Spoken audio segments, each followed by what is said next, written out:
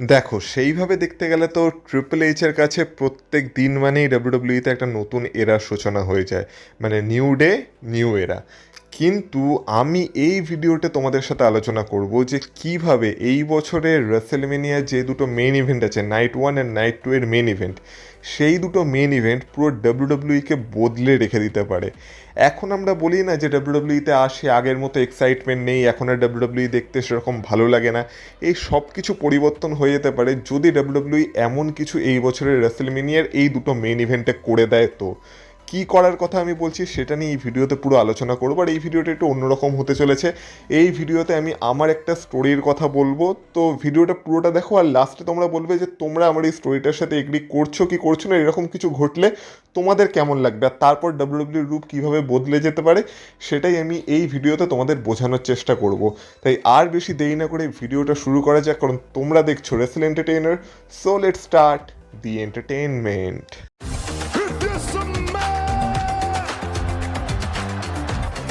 Acknowledge me. Acknowledge me. You there, sitting at home. Acknowledge me. সবার প্রথমে WrestleMania 42 এর night ওয়ানের main ইভেন্টকে নিয়ে কথা বলা যাক, যেখানে ম্যাচ হতে চলেছে কোডি রোডস ভার্সেস র্যান্ডি অর্টনের মধ্যে ফর আনডিসপিউটেড ডাব্লিউডাব্লিউই চ্যাম্পিয়নশিপ। এবার এই চ্যাম্পিয়নশিপের স্টোরি লাইন আমরা কী দেখতে পাচ্ছি সবার প্রথমে সেটা একটু তোমাদের সাথে আলোচনা করা যাক। তো এই মুহূর্তে আমরা দেখতে পাচ্ছি যে র্যান্ডি অর্টনের হিল টার্ন হয়ে গেছে, আর র্যান্ডি অর্টন কোডি রোডসের অবস্থা খারাপ করে দিয়েছে। আর এরপর আমরা জানি যখন কোডি রোডস আবার ডাব্লিউডাব্লিউ টেলিভিশনে ফিরে আসবে তখন সে র্যান্ডি অর্টনের সাথে বদলা নিতে চাইবে। কিন্তু এর মাঝখানে আমরা দেখতে পাচ্ছি যে র্যান্ডি অর্টন আবার বলছে যে সে তার ভয়েসেসকে শুনতে পাচ্ছে তার মাথায়, আর কারোর সাথে একটা র্যান্ডি অর্টন ফোনে কথা বলে চলেছে। এবার সেটা কে সেটা এখনও ডাব্লিউডাব্লিউ আমাদের সামনে রিভিল করেনি। সেটা কে হতে পারে বা সেটা কারা হতে পারে সেটা নিয়ে আমি অলরেডি একটা ডেডিকেটেড ভিডিও বানিয়ে রেখেছি, তো সেটা গিয়ে তোমরা দেখতে পারো। কিন্তু সেই ভিডিওটাই আমি একজনের নাম নিয়ে নিই যার নাম আমি আজকের এই ভিডিওতে নিতে চলেছি। সেটা হলো দ্য গেম ট্রিপল এইচ। এবার তোমরা বলবে ট্রিপল এইচের সাথে র্যান্ডি অর্টন কেন কথা বলতে যাবে। তো প্রথম কথা হচ্ছে ট্রিপল এইচের সাথে র্যান্ডি অর্টনের হিস্ট্রি তো আছে, কারণ যখন এভলিউশন তৈরি হয়েছিল তখন সেই এভলিউশনে র্যান্ডি অর্টনও ছিল আর ট্রিপল এইচও ছিল, আর তাদের সাথে বাতিস্টা আর রিক ফ্লেয়ার তো ছিলই, তো তাদের কথা ছেড়ে দিই। কিন্তু ট্রিপল এইচের সাথে র্যান্ডি অর্টনের হিস্ট্রি তো আছে। আর আমরা মাঝখানে এটাও দেখেছিলাম যে ট্রিপল এইচের সাথে র্যান্ডি অর্টনের মাঝখানে একটা ছোটোখাটো ঝামেলাও ডাব্লিউডাব্লিউ দেখেছিল আগের বছরই মনে হয়, যখন র্যান্ডি অর্টনের কোনো একটা ফিউড চলছিল কিং অফ দ্য রিংয়ের সময়। সেই সময় আমরা ট্রিপল এইচ আর র্যান্ডি অর্টনের মধ্যে একটা ছোটোখাটো ঝলক দেখেছিলাম ঝামেলার। কিন্তু এখন ব্যাপার হচ্ছে যে ট্রিপল এইচ কেন র্যান্ডি অর্টনের সাথে কথা বলবে। তো দেখো রেসেলমেনিয়া মানে আমরা জানি যে রেসেলমেনিয়ায় WWE out of the box কিছু করার চেষ্টা করে, বা রেসেলমেনিয়া আমরা কিছু বড় মোমেন্টের জন্যই মনে রাখি। এবার তোমরা ধরে নাও যে রেসেলমেনিয়ায় ম্যাচ চলছে কোডি রোডস আর র্যান্ডি অর্টনের। এবার আমরা জানি যে র্যান্ডি অর্টনের যেহেতু হিল টার্ন হয়ে গেছে, তাই র্যান্ডি অর্টন এই ম্যাচে কোডি রোডসকে হারানোর জন্য পুরো লিমিট অবধি যাবে, মানে অ্যাজ আ হিল সে সব কিছু ট্রাই করবে যাতে সে কোডি রোডসকে হারাতে পারে। আর যেহেতু কোডি রোডস এই মুহূর্তে ডাব্লিউডাব্লিউ সব থেকে বড় বেবি ফেস, তো সেই কারণে কোডি রোডসও অত সহজে হার মানবে না। এবার এই মুহূর্তে আমরা দেখতে পাচ্ছি মানে পাবলিকের সেন্টিমেন্ট বা ডাব্লিউডাব্লিউ ইউনিভার্সের সেন্টিমেন্ট কিছুটা অ্যান্টি কোডি রোডস টাইপের হয়ে গেছে, কারণ ড্রু ম্যাকেন্টায়ারকে হারানোর পর থেকে কেউই কোডি রোডসকে আর সেইভাবে রিয়াকশন দিচ্ছে না বা সেইভাবে চিয়ার করছে না, উল্টো এটাকে বুই করছে। আর তার সামনে র্যান্ডি অর্টনই বেশি চিয়ার পাচ্ছে। আর কোডি রোডসের উপর আরেকটাও অ্যালিগেশন লেগেছে, যেটা আমরাও বলেছি, মানে আমিও আমার চ্যানেলে কোডি রোডসকে ট্রিপল এইচের সোনার টুকরো ছেলে বলি। আর এইটা তো মানে ডাব্লিউডাব্লিউ আমাদের সবার সামনে তুলে ধরেছে যে কোডি রোডস হচ্ছে ট্রিপল এইচের ফেভারিট। এবার এই মুহূর্তে ট্রিপল এইচও সেই কারণে ডাব্লিউডাব্লিউ ইউনিভার্সের তরফ থেকে ভালো রিয়াকশন পাচ্ছে না, কোডি রোডসও ভালো রিয়াকশন পাচ্ছে না। এবার এই ঘটনাটাকেই যদি ডাব্লিউডাব্লিউ একটা স্টোরি লাইনে কনভার্ট করতে চায় তাহলে ডাব্লিউডাব্লিউ আমাদের এরকম একটা স্টোরি দেখাতে পারে যেখানে আমরা দেখব যে রেসেলমেনিয়াতে র্যান্ডি অর্টন আর কোডি রোডসের মধ্যে ম্যাচ হচ্ছে। এবার যেমন বললাম এই ম্যাচে র্যান্ডি অর্টন তারপর লিমিট অবধি যাওয়ার চেষ্টা করবে, সেখানে র্যান্ডি অর্টন হয়তো একটু রেকলেস হয়ে যাবে, মানে র্যান্ডি অর্টন হয়তো এমন কিছু করার চেষ্টা করবে যেটা হয়তো তার করা উচিত না। আর আমরা তো জানি যখন এরকম ভয়ঙ্কর কিছু সিচুয়েশন তৈরি হয় তখন সেখানে ডাব্লিউডাব্লিউ অফিসিয়ালসরা, মেডিকেল টিম সবাই চলে আসে, আর কি সিকিউরিটি যারা যারা বাকি থাকে সবাই চলে আসে। তো রেসেলমেনিয়ার মেন ইভেন্টও আমরা এমন একটা সিচুয়েশন দেখতে পেতে পারি যেখানে হয়তো কোডি রোডসের কেরিয়ারকেই পুরো র্যান্ডি অর্টন শেষ করে দেওয়ার চেষ্টা করবে, আর সেই সময় সবাই মিলে এসে র্যান্ডি অর্টনকে থামানোর চেষ্টা করবে, আর সেখানে ট্রিপল এইচও থাকবে। এবার আমরা সবাই ভাববো যে ট্রিপল এইচ এসে গেছে, মানে এবার না হয় ম্যাচটা ডিসকোয়ালিফিকেশনে শেষ হয়ে যাবে, আর না হয় র্যান্ডি অর্টনকে এবার কোনোভাবে ডিস্ট্র্যাক্ট করা হয়ে গেছে, মানে কোডি রোডস এবার র্যান্ডি অর্টনকে হারিয়ে ম্যাচটা জিততে চলেছে। আর এখানে হয়তো ট্রিপল এইচের একটা বড় হাত থাকবে, যেহেতু ট্রিপল এইচ কোডি রোডসকে কোনোভাবে হার্ম করতে চাইবে না বা কোনোভাবে কোডি রোডসের কোনো ক্ষতি ট্রিপল এইচ চাইবে না। কিন্তু এই মুহূর্তেই ট্রিপল এইচ স্ন্যাপ করবে, আর আমরা পেয়ে যাবো রেসেলমেনিয়ার সব থেকে বড় মোমেন্ট, যেখানে আমরা দেখতে পাবো যে যেখানে আমরা সবাই জানতাম যে কোডি রোডস হচ্ছে ট্রিপল এইচের সোনার টুকরো ছেলে, তো তার সেই সোনার টুকরো ছেলেরই সোনামণিতে একটা লাথি মেরে, মানে একটা লো মেরে ট্রিপল এইচ কোডি রোডসের উপরই টার্ন করে যাবে।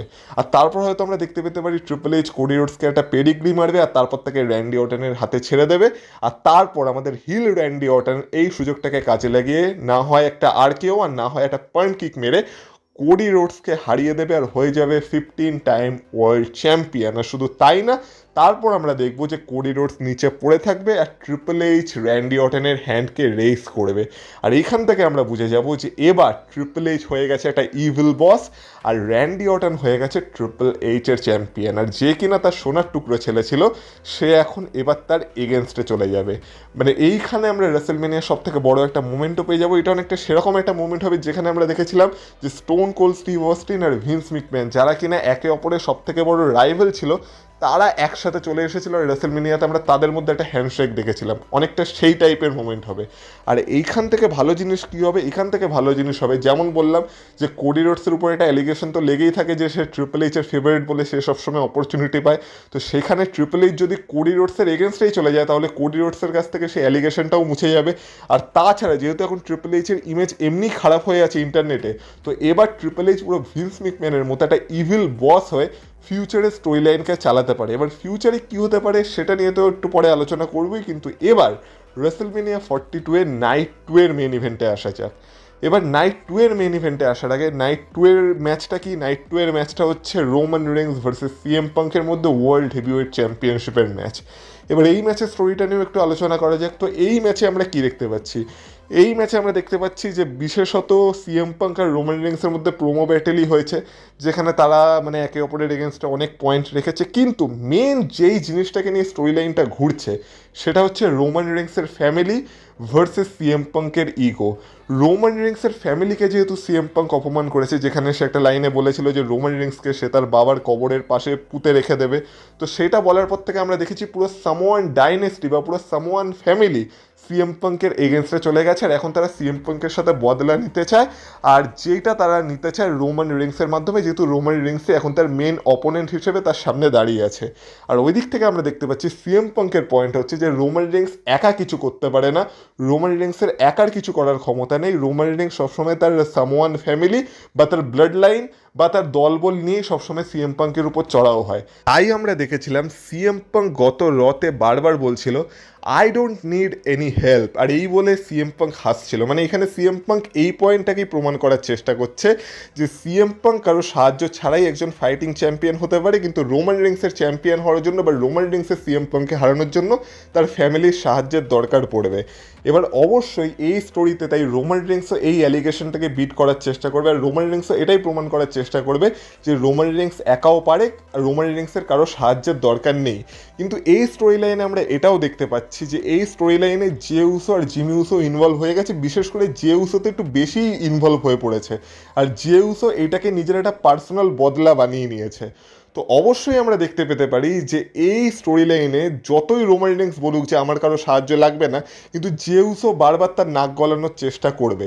এবার এই মুহূর্তে আমরা যেমন ব্লাড লাইনের একটা রিউনিয়ন দেখতে পেয়েছি, কিন্তু এটাই হয়তো রোমান রিংসের একটা ফ্রাস্ট্রেশনের কারণ হয়ে যাবে, যেখানে রোমান রিংস বারবার জে উসোকে বারণ করবে যে তার স্টোরি লাইন থেকে দূরে থাকতে বা তার আর সিএম পাঙ্কের মাঝে না আসতে। কিন্তু যেহেতু সিএম পাঙ্ক তার ফ্যামিলির এগেনস্টে চলে গেছে বা ব্লাড লাইনের এগেনস্টে কথা বলেছে বা সামওয়ান ফ্যামিলির এগেনস্টে কথা বলেছে, তাই জে উসো বারবার তাদের মাঝখানে চলে আসবে।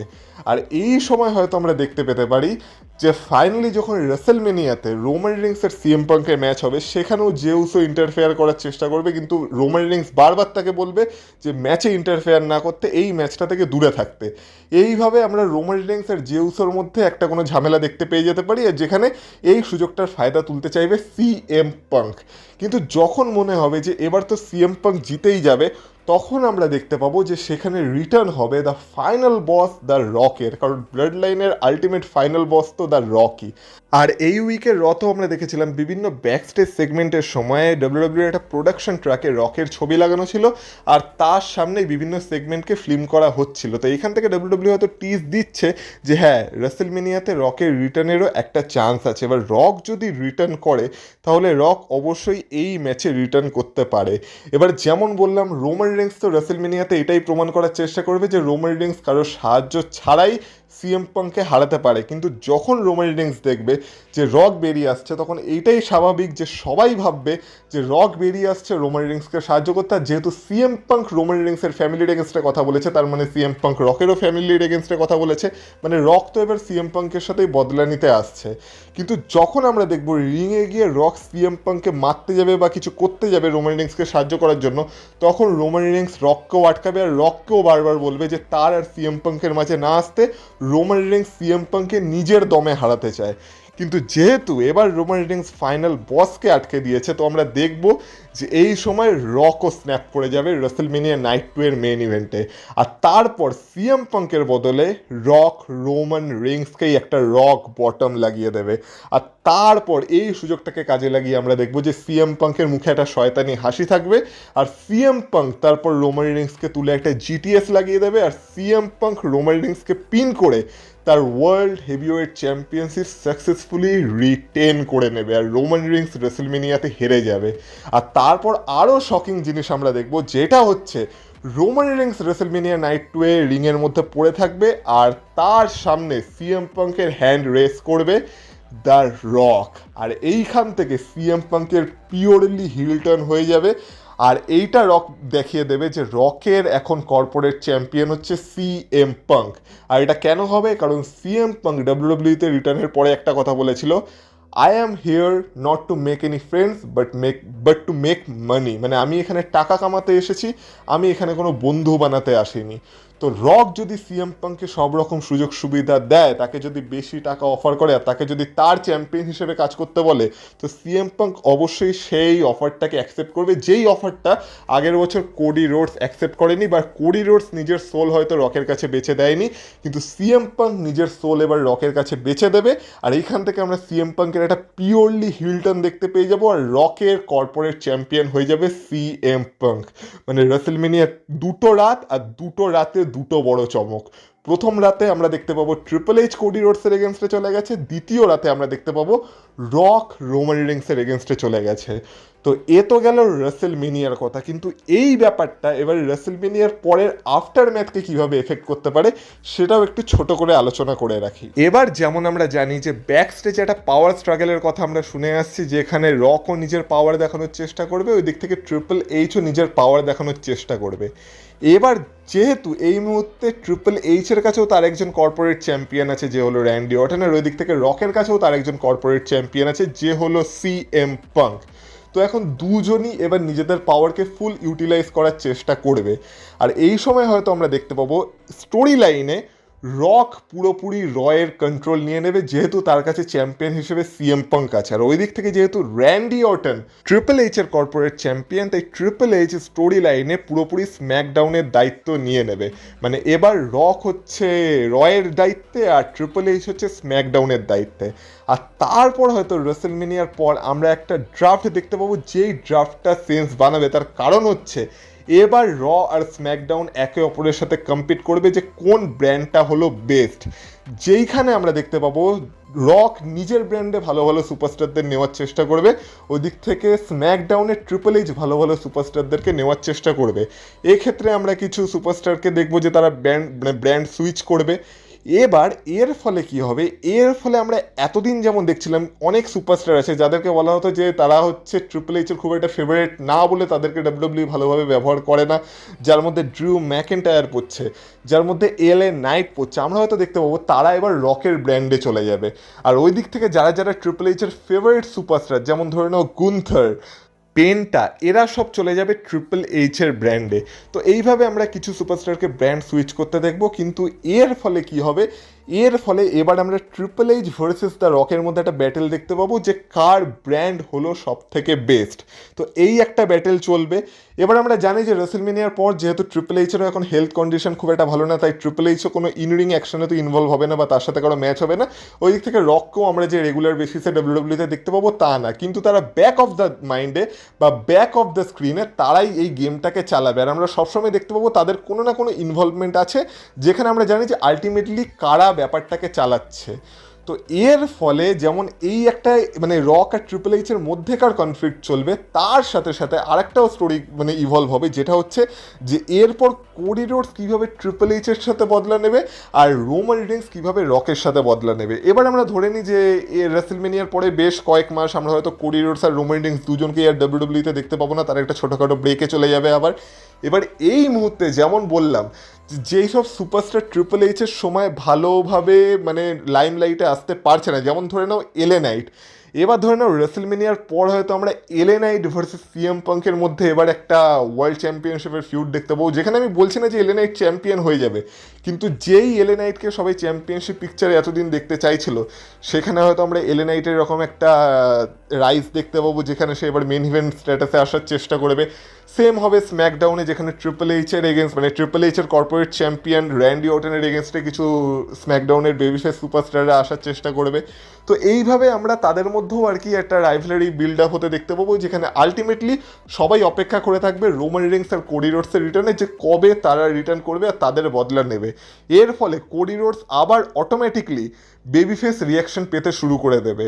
এবার ওই দিক থেকে ধরে নাও যে যদি ড্রু ম্যাকেন্টায়ারের সাথে সব কিছু খারাপ হতে থাকে, তখন ড্রু ম্যাকেন্টায়ারেরও আলটিমেটলি এটা বেবিফেস টার্ন হতে পারে, আর তারপর ড্রু ম্যাকেন্টায়ারও তার ব্র্যান্ড সুইচ করে স্ম্যাকডাউন থেকে রতে চলে আসতে পারে, যেখানে আমরা আবার ড্রু ম্যাকেন্টায়ার ভার্সেস সিএম পাঙ্কের ফিউডটাকে রিভিজিট করতে পারি। কিন্তু এবার উল্টো কেস হবে, আগের ফিউডে যেমন ড্রু ম্যাকেন্টায়ার হিল ছিল আর সিএম পাঙ্ক ফেস ছিল, এইবার ড্রু ম্যাকেন্টায়ার ফেস হিসেবে কাজ করবে আর সিএম পাঙ্ক এবার হিল হিসেবে কাজ করবে। তো ফিউডটা তো আমাদের মজা আসবে, একটা লেজেন্ডারি ফিউড আমরা রিভিজিট করবো, আর গল্পটাও সেক্ষেত্রে আলাদা হবে, তাই তার কারো কোনো কমপ্লেনও থাকবে না। তাছাড়া ধরে নাও ব্রন ব্রেকার, যাকে কিনা ডাব্লিউডাব্লিউর ফিউচার বলা হচ্ছে, আমরা হয়তো দেখতে পাবো যে রেসলমেনিয়া সে যখন সেথ রলিন্সের কাছে হেরে যাবে তখন ভিশনের আর কোনো অস্তিত্ব থাকবে না, ভিশন পুরোপুরি ভেঙে যাবে, আর ব্রন ব্রেকারও হয়তো তার ব্র্যান্ড সুইচ করে এবার স্ম্যাকডাউনে চলে যাবে, যেই স্ম্যাকডাউনে গিয়ে তার এবার হয়তো একটা বেবি ফেস টার্ন হতে পারে। আর তারপর আমরা হয়তো দেখবো যে স্ম্যাকডাউনে গিয়ে ব্রন ব্রিকার র্যান্ডি অর্টনের এগেনস্টে দাঁড়াচ্ছে, যেখানে ব্রন ব্রিকারও খুব ভালোভাবে ইভলভ হয়ে যাবে, আর যেই ব্রন ব্রিকারকে একজন ফিউচার সুপারস্টার হিসেবে ডাব্লিউডাব্লিউ বিল্ড করার চেষ্টা করছে, সেই দিকে তারা আরও অনেক এগিয়ে যাবে। তাছাড়া ওভারফেমির মতো সুপারস্টারদেরকে তো আমরা দেখতে পাবোই। তো এইভাবে ডাব্লিউডাব্লিউ আবার নিজেকে প্রতিষ্ঠিত করতে পারে, আর আবার যেই ইন্টারেস্টটা ডাব্লিউডাব্লিউ থেকে হারিয়ে গেছে সেই ইন্টারেস্টটাকে ধীরে ধীরে ফিরিয়ে আনতে পারে, যদি এই একটা ঘটনা, যেটা আমি বলছি মানে অ্যাকচুয়ালি দুটো ঘটনা দুরাতে রেসলমেনিয়ার মেন ইভেন্টে ঘটে যায়। তো আর এর ফলে আলটিমেটলি কী হবে, এর ফলে আলটিমেটলি আমরা দেখবো যখন কোডি রোডসের আবার ডাব্লিউডাব্লিউতে রিটার্ন হবে, তখন কোডি রোডস র্যান্ডি অর্টনের ট্রিপল এইচের সাথে বদলা নিতে চাইবে, কিন্তু ট্রিপল এইচ কোডি রোডসের পথ থেকে সহজ করে রাখবে না। ট্রিপল এইচ কোডি রোডসের পথে সবসময় বাধা দিতেই থাকবে। যেই কোডি রোডস এখন মানে সবসময় চ্যাম্পিয়নশিপ পিকচারে থাকে বা না চাইতেও তাকে চ্যাম্পিয়নশিপ পিকচারে ঢুকিয়ে দেওয়া হয়, তখন হয়তো আমরা দেখবো যে কোডি রোডসকে আবার সেই চ্যাম্পিয়নশিপ পাওয়ার জন্য এবার অনেক খাটনি করতে হবে। আর সেম হবে রোমান রিংসের জন্য, যেখানে হয়তো আমরা দেখতে পেতে পারি ফিউচারে কোনো একটা ইভেন্টে বা কোনো একটা সময় হয়তো রোমান রিংসের রিটার্ন তো অবশ্যই হবে, আর তারপর রোমান রিংসের সাথে সিএম পাঙ্কের ফিউডও কন্টিনিউ হবে তারপর, আর সেখানে হয়তো রোমান রিংস সিএম পাঙ্ককে হারিয়ে নতুন চ্যাম্পিয়নও হয়ে গেল। কিন্তু সেই সময় যখন আবার নেক্সট ইয়ারের রেসেলমেনিয়া সামনে চলে আসবে, আর সেই সময় যখন রোমান রিংস চ্যাম্পিয়ন থাকবে, কিন্তু রকের সেটা সহ্য হবে না যে তার ব্র্যান্ডের রোমান রিংস কীভাবে চ্যাম্পিয়ন হলো।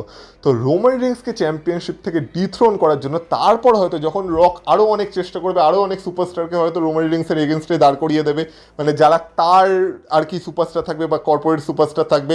এইখানে আমরা জে উসোকে দেখতে পেতে পারি, কারণ যেহেতু এখন আমরা দেখতে পাচ্ছি যে জে উসো আর রোমান রিংসেরও খুব একটা বনছে না, তো আমরা হয়তো দেখতে পেতে পারি জে উসো এবার একটা হিল টার্ন হবে, যেখানে জে উসো এবার রকের কর্পোরেট সাইডে চলে যাবে, আর ওই দিক থেকে জিমি উসো হয়তো আবার জে উসো থেকে আলাদা হয়ে যাবে। জিমি উসো রোমান রিংসকে সাহায্য করতে চাইবে, জিমি উসো গুড সাইডে থাকবে, জে উসো ব্যাড সাইডে থাকবে।